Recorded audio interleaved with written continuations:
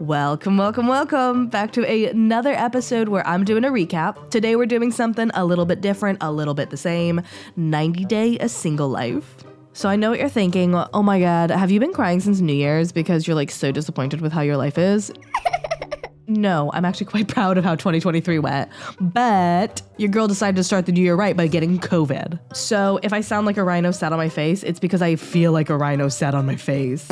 Anyway, thank you so much for your patience while I sound like this. I unfortunately can't do anything to help it. Despite that, why don't we all board this train wreck, sit down, buckle up, and go for a ride. We are gonna start this recap off with Chantel over in Greece with her divorce support group. Now her divorce support group consists of Destiny, Kaylee, and Mooney. So Destiny is one of her best friends. Kaylee is a good friend and her makeup artist, I believe. And Mooney is the twerk instructor and gay best friend. So they arrive in the airport and they're wearing the greatest t-shirts of all time.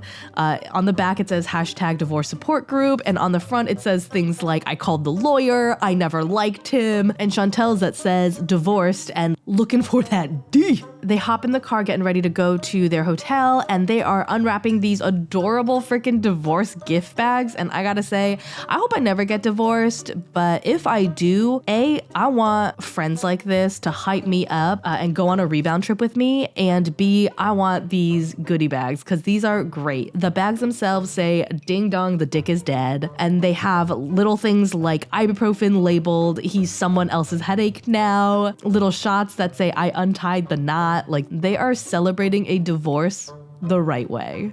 Cheers to untying the knot that should have never been tied. Now, as they're celebrating Chantel's search for a Greek god because she got rid of a peasant, they take a little detour in their conversation talking about, what is a PC way to say this? A sloppy toppy? Do you want to talk about techniques? Oh no! So the group takes a quick detour to pick up some cucumbers, and thank God they did not show footage of them actually trying to give these cucumbers sloppy toppies because those cucumbers were huge. Oh my God. First of all, that would have been mad awkward if she couldn't do it well. And B, it would have been mad awkward if she could. Chantel goes on to list the qualities that she's gonna look for in her future beau. Things like being successful, patient, and hung like a horse. I interpret that as a list of things that Pedro wasn't. So now we know that Pedro wasn't slanging dong. That's just something we know now. So Chantel calls out that she specifically looks for foreign men because to her, foreign men love to travel, they have an adventurous spirit, and they live life on the edge. And I don't know how to tell her this, but those are qualities you can find in a lot of guys that don't want K-1 visas who are already American citizens. They finally get to the hotel room and Chantel is setting things up, and watching her do this reminds me that I am not the kind of person to set up a hotel room. She is putting her shoes away, she is hanging up her clothes. Me, I live like a gremlin out of my suitcase. I do not put anything away. She calls her mom and her mother immediately says, "You better not bring anybody back here that needs another K-1 visa." And Chantel looks a little exasperated and she tells us in confessional that, you know, her mom means well, but she needs to stop meddling in her relationships, despite her being correct about Pedro using her for a green card. I mean, I think her mom should be meddling. I really think she should. So Chantel and her divorce support group are getting ready for a sexy night out on the town, and oh my God, Chantel looks amazing. Her dress is stunning. Oh my God. Her boobies are oobieing. Her body is oddieing. Her booty is bootying. Like, things are jiggling that look so good. Her body is rocking it. Her body is rocking. Her body is rocking it. Her body is rocking me. Like, holy crap. She looks great. Grade A stuff. Wow. The sheer amount of coochie tape that they must have put on to make sure that she was doing a minimal amount of flashing, that's gotta be so uncomfortable. Cause they are in Greece, it is hot, it's gotta be getting sweaty, and that tape has gotta be being gross. Anyway, we don't really want to talk about that here. They go out, she's on the prowl, and she spots him, the man at the bar, smoking a cigarette, being all man and Greek. So she goes over, introduces herself. His name is quite fittingly Adonis. and she is trying to flirt really hard, and it is very obvious that she has not done this because she looks like that, but she flirts like this.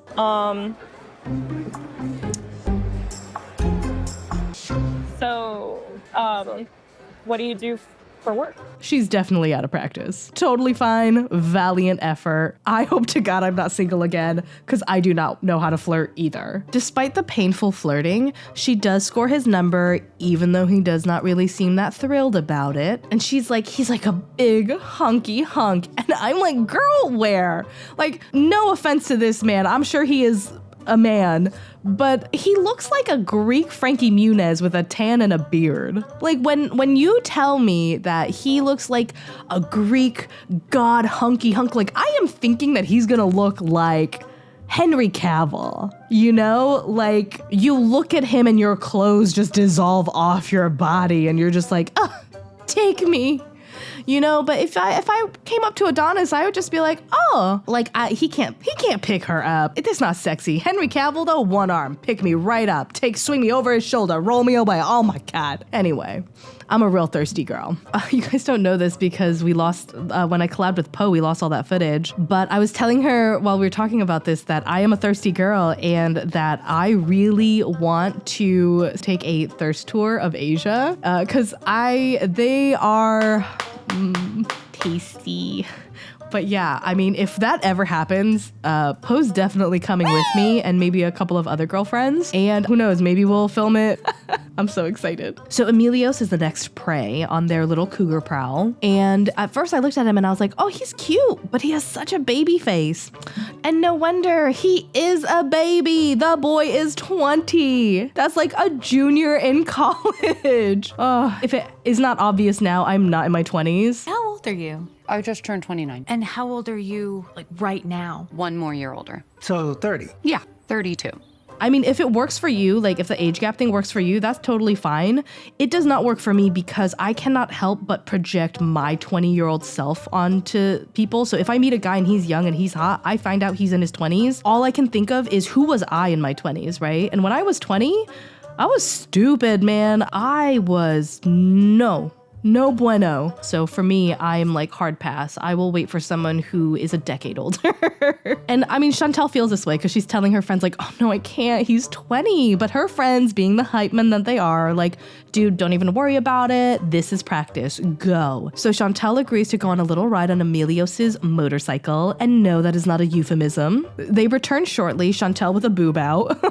Chantel thanks him for the ride by repaying him with her tongue down his throat. And it felt wrong, but it felt good. A few moments later, Chantel starts to freak the fuck out because she is just immediately reminded of Pedro. Oh my God, no! Was it fast or was it slow? No! That's what Pedro did for me. So she gets upset, she starts to cry. Her friends are trying their best to support her. And I gotta say, I know it's been 6 months since her divorce, but she was also in that relationship for almost a decade, married for 7 years, I think. And I think girl needs more time. She still needs to heal from all of that damage. I will say though, when they did the coming next episode, I wanna see that because she is in the water snuggling up to some sexy beast.